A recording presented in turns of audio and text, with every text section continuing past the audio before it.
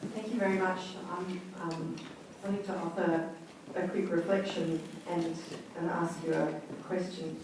My reflection is that I'm a community lawyer, and you talked a lot about George Brandis and his beliefs around free speech, but they've made it a condition of our funding that we no longer speak on behalf of our constituencies, who are often the most poor and the most vulnerable, and part of our mission. And you talk about vocation.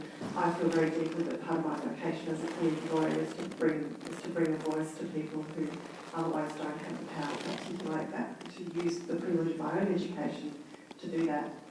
So I wanted to offer that as a reflection.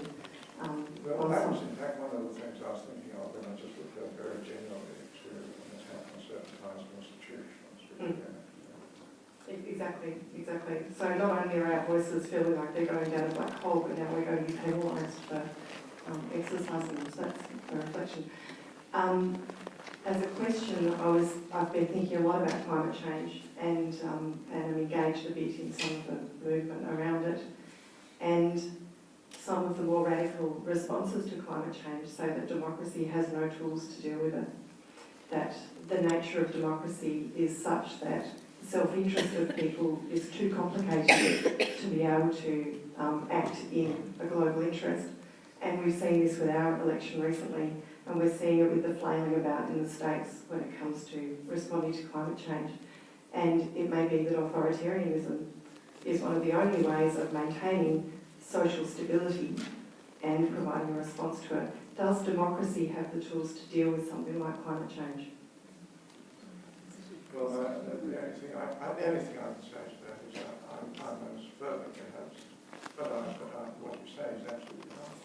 I mean, in fact, that's what I was wanting to say. I mean, the issue of climate change is so very serious. The consequences of adding to that are so catastrophic. The temptation to authoritarianism before